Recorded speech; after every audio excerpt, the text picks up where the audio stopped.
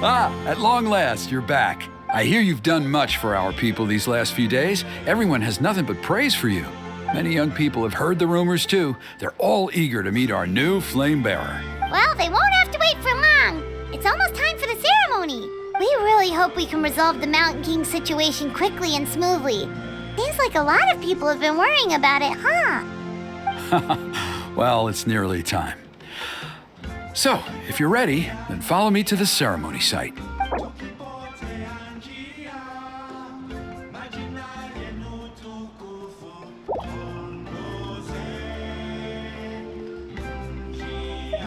Of course, there's no...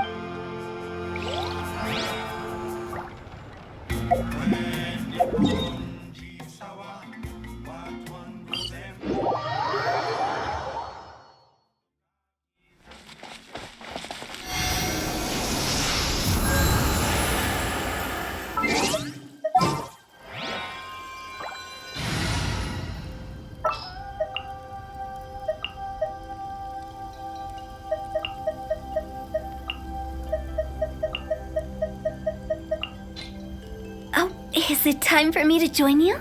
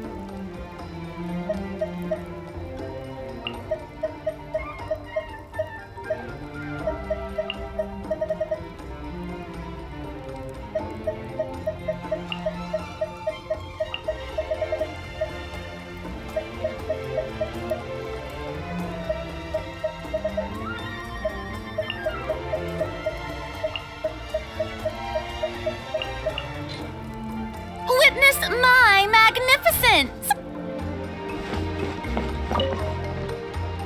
Are you ready? Off we go!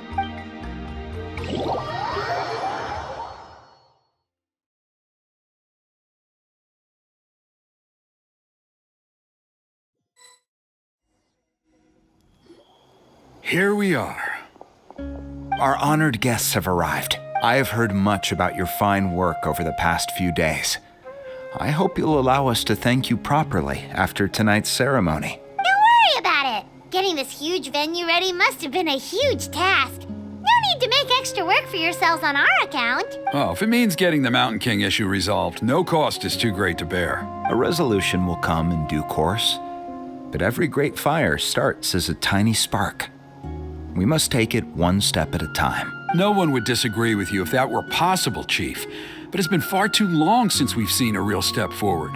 Look around you. Can't you see how our numbers have dwindled since the last Turnfire night? The ceremony was arranged on short notice. Many are away from home and could not make it back in time. That may be so, but still. Good evening, Traveler in Paimon. Kinich! Not a moment too soon. Chief Wayna, Elder Trinidad, could you give us a minute? I'd like to give the Traveler a few pointers as the previous Flamebearer. Very well, but make it quick. Let me know when you're done and we will begin the ceremony. Let's step to the side. Has anyone gone over the key steps of the ceremony with you yet? Yeah, Elder Trinidad did, but, Paimon seems to have forgotten them. What a surprise! The flying ant has an ant-sized brain. If you don't want your tongue to be burned off by the sacred flame tonight, I suggest you stay quiet. See those sacred flame pillars? Once you've lit the fire, go light each one up in turn.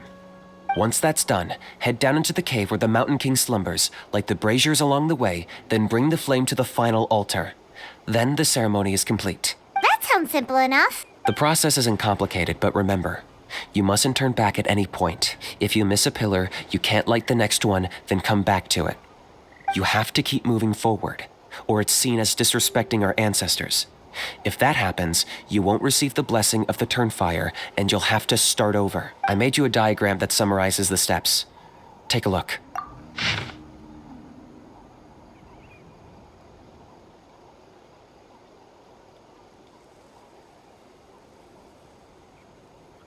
So that's our part. What about you? I'll be with you the whole way. And once you've lit the altar, I'll start summoning the rift. You can leave that side of things to me.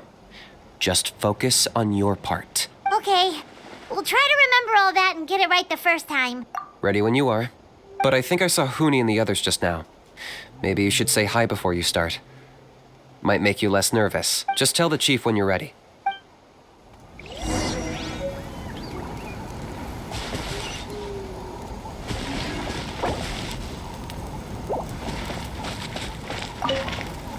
Oh, Miss Traveler, you look so pretty today. You're gonna make sure the Mountain King never threatens us again, right? I believe in you. I'll be cheering you on the whole time.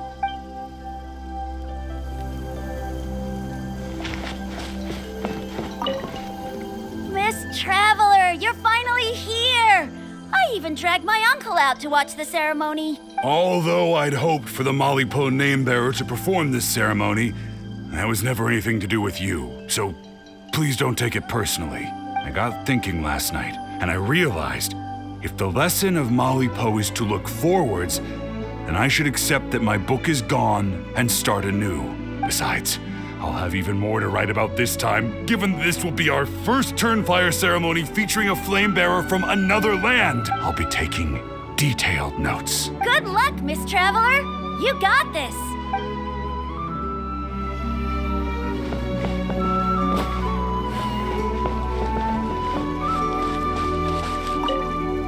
Mighty Outlanders, the time has finally come. You know what must be done. Please remember, you must cleanse as much abyssal energy as you can. This is the only way to prolong the Mountain King's slumber. I am sure you have what it takes.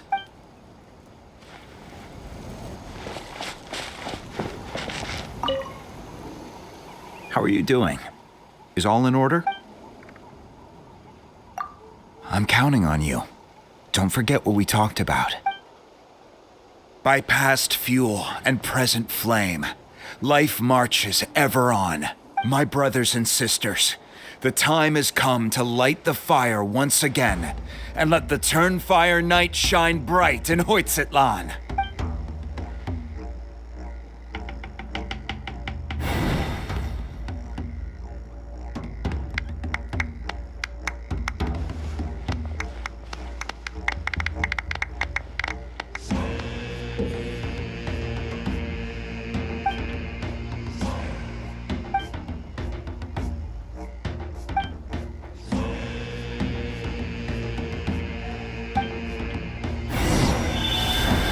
Go get the sacred flame.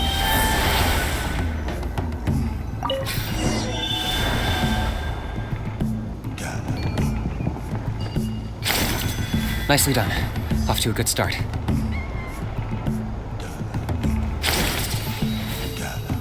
Great stuff.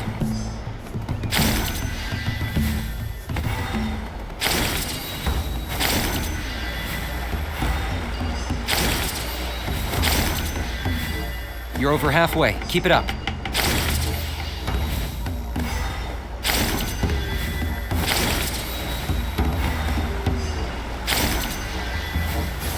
Impressive. Just one more to go.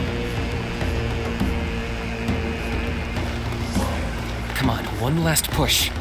The final sacred flame pillar is up ahead.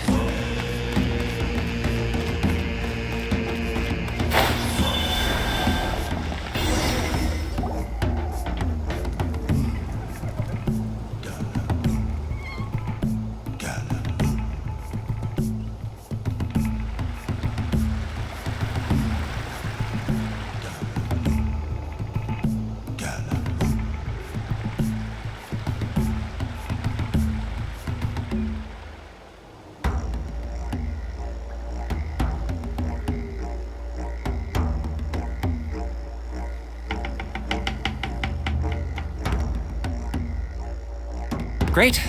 All the pillars are alight. Next, it's down into the canyon and head for the Mountain King's Gate.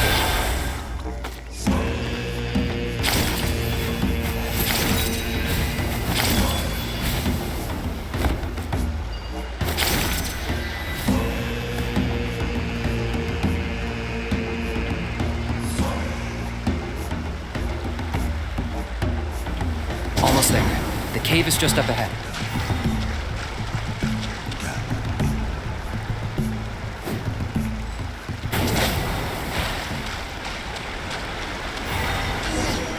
This presence is growing strong.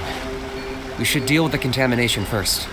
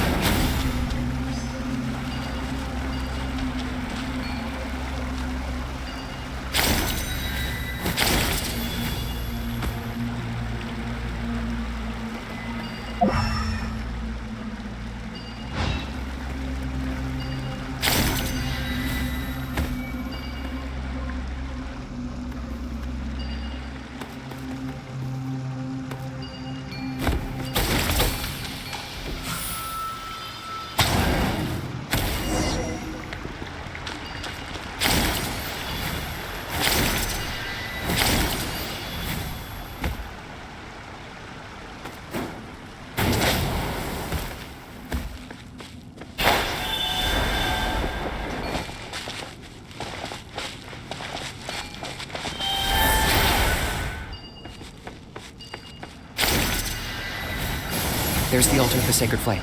Remember, light up the torches around it first.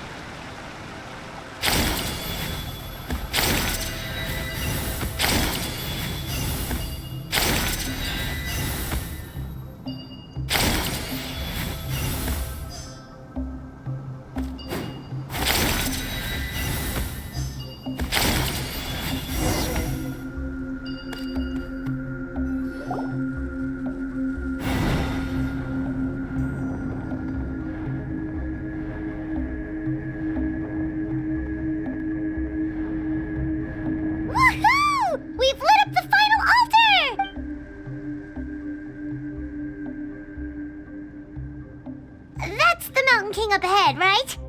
That's him. Kangamato, king of the Yupanqui from 500 years ago.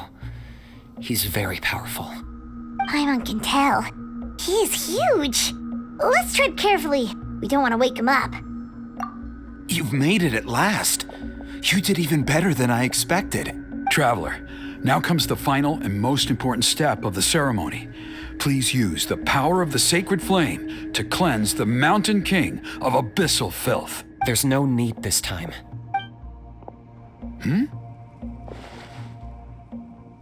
Such strong abyssal power. What is that thing? Kinich, what is the meaning of this?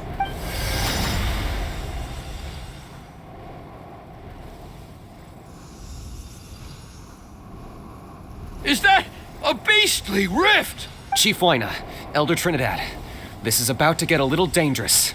You should step back. What do you think you're doing? Solving the Mountain King issue. You mean by having him torn to pieces by Rift Hounds? No, stop! We can't let that happen! Foolish Locust! Can't you see? We're trying to shove your Locust King into the beastly rift! But... I'm sorry, Chief Wyna and Elder Trinidad. This is the only way. Can you promise me that no harm will come to the Mountain King? I can't guarantee it, but I'm fairly confident. Traveler, this is not what we agreed on. You must cleanse the Mountain King of every last trace of abyssal contamination. Okay, I see what this is. You've been in cahoots this whole time!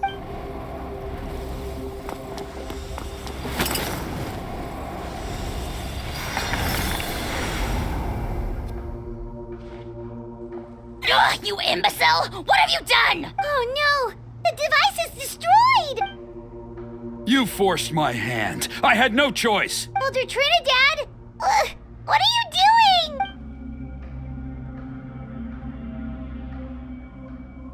No! The Mountain King is waking up! He will cause even more casualties! Everyone, out! Now!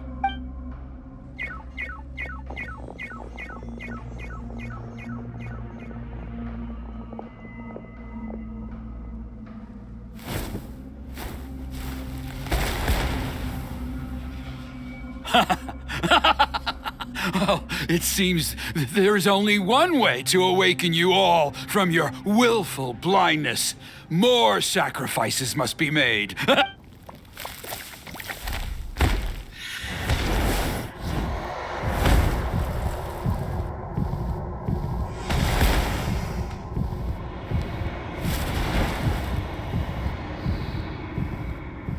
Take me, O Mountain King! Take me as your next sacrifice!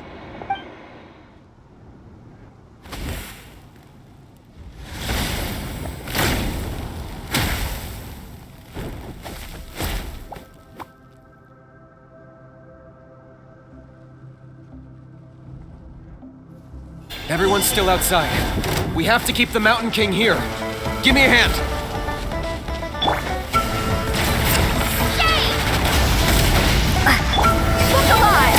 Target acquired.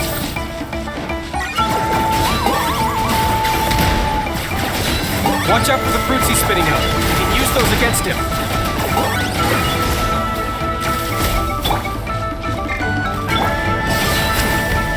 Silence!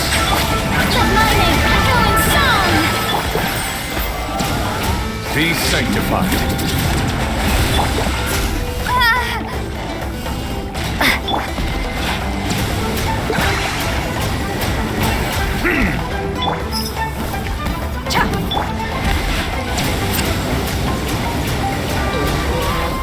Locked up.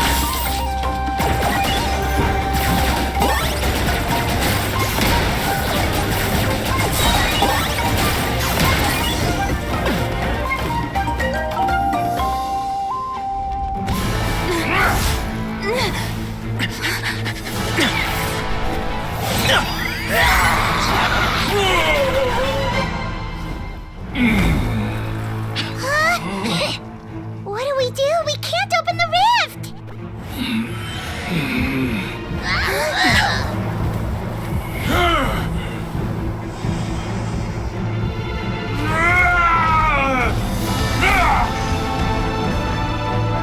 Kill me! Put an end to White's shame!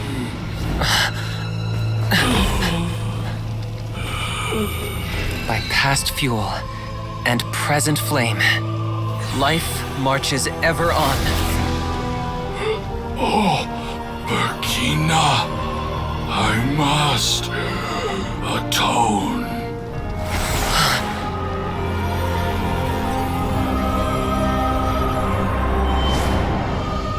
Patience.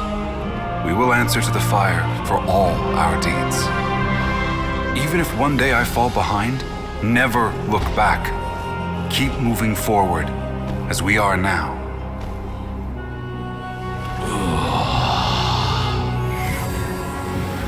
Live with your guilt and shame. This is the price to pay.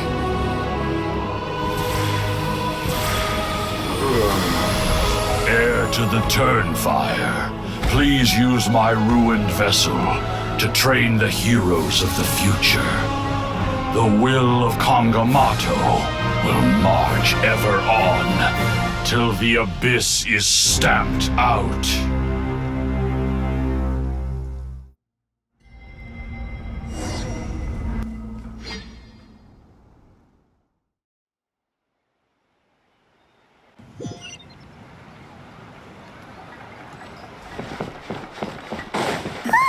Pretty eventful day yesterday, huh? Paimon wonders how things are doing now. Well, let's go ask the chief.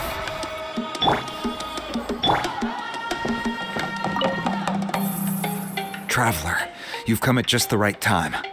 I have some good news for you. Trinidad's condition is stabilized. He suffered burns on much of his body, but we believe he'll survive. Guess that's the best news we could hope for.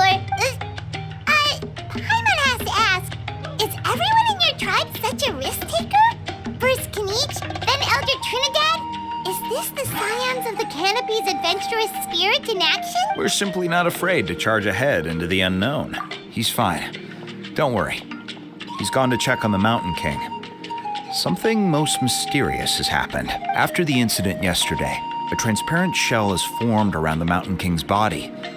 We don't understand the mechanism behind it, but this shell appears to insulate him against the influence of abyssal power. It is somewhat akin to a scab, in that it stops the abyssal energy within him from bleeding out, while also preventing further abyssal energy from seeping in and infecting him. We've never seen anything like it. The tribe's most senior elders believe it was caused when he was burned by the sacred flame, similar to the way burned wood becomes charcoal. I think their theory makes sense.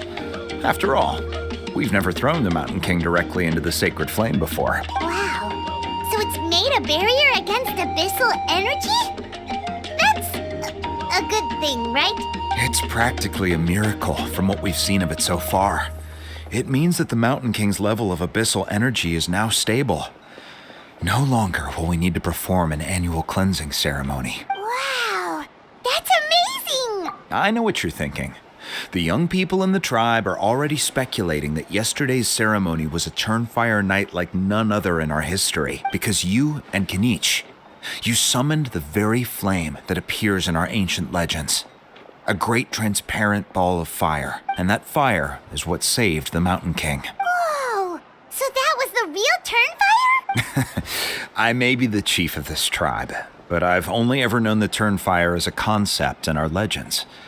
I cannot answer that question. If anyone can answer it, I suspect it would be the bearer of the Malipo name.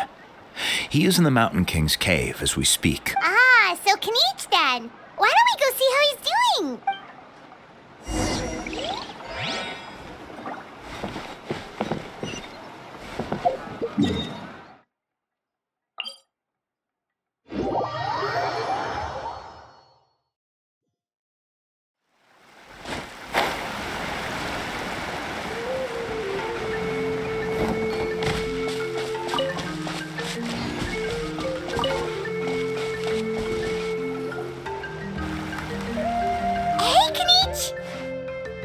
Hey yourselves.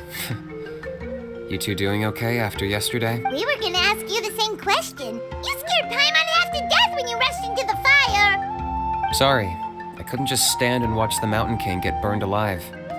So you thought you'd try and extinguish the sacred flame with Dendro? Or is that an attempt to make the almighty Dragon Lord Kahulahow die of laughter? The sacred flame only possesses a fraction of the Pyro Archon's power.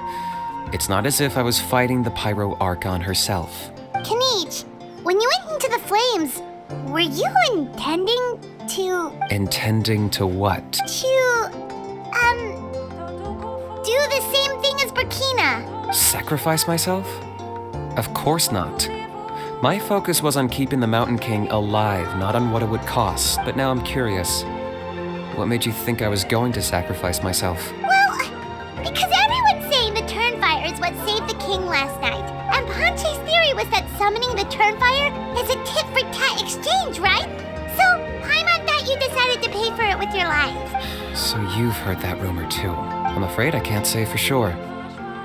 What happened yesterday was a first for me too. Well, even if you don't know, there's probably no one in the world who does. What I would say is, if that really was the power of the Turnfire, I'd sooner believe that the Mountain King summoned it himself. The Mountain King? Then what price did he pay? The core meaning of price is not atonement or compensation, but what you're willing to give up in order to obtain what you want. It's easy to die for your sins. Much harder to live with the guilt and keep on going. In the end, the Mountain King chose the latter option. For Burkina and for the tribe. That's the price he paid. All right. So, how is the Mountain King doing now? Health-wise, there's nothing to worry about. He'll enter a fighting stance whenever we set foot in his territory. But his attacks are gentler now and not as crazed as before. Like he said yesterday, he just intends to be a sparring partner for people to practice with. Yeah, I tried communicating with him again, but he didn't respond.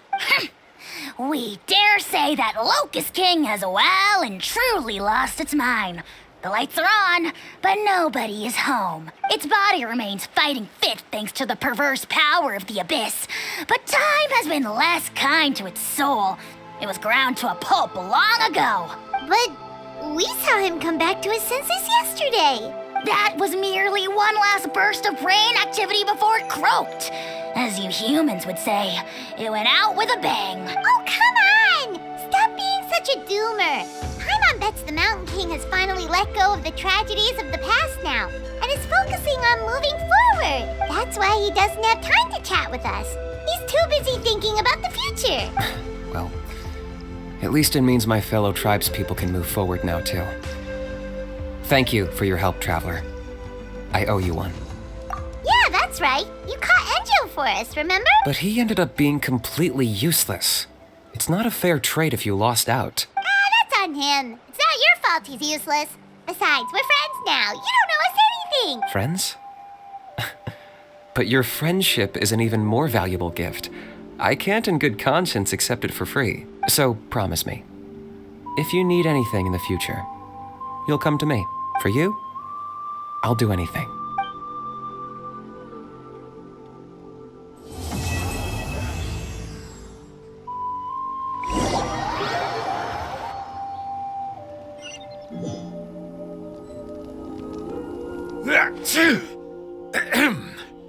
So, in the end, only poor little Huni got the sad ending? Yeah, everyone's happy except me. First Nana, then my dad. Why does everyone in my family have to suffer? Pony, it'll be okay.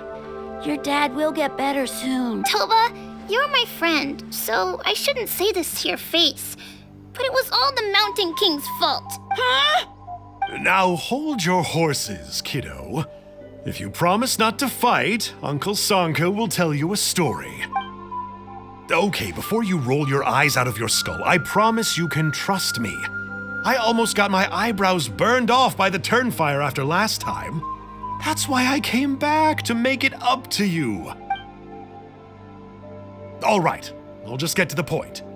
Do you know what Uncle Sanka loves the most about your people? What? Your extreme sports. Huh? On my first day here, I got hit by someone falling out of the sky. I believe you call it bungee jumping? It's a dangerous sport, to be sure, but the courage it took to make the jump impressed the heck out of me. So, I introduced myself to the jumper, we made friends, and I even helped treat her wounds. Oh, such a nice friend. Of course. Anyway, the good times didn't last, because I got captured by a powerful foe, so we had to part ways for a while. In the hands of the enemy, I was scorned, scolded, and nearly given away as a gift. Oh, it was so humiliating. A horrible experience to look back on. Why does Uncle Sanka always have to suffer, I thought. So I feel your pain, Huni. I was in the same position. But in the end, I made it through. And I left all of those painful memories in the past. I even managed to reunite with my friend. Is that it? The moral of the story is to look forward in life, right? Yeah, we've heard that one millions of times. Sorry, Uncle Sanka, but you're not cut out to be a teacher. Very smart, Hoonie, but not quite smart enough. What I'm trying to tell you is that after I reunited with my friend, I found her injuries were all healed, but she really missed her family. So, I thought you might like to see her too. She's right behind you. Turn around and see. Another trick about not turning back? I'm not falling for that one again. Huh?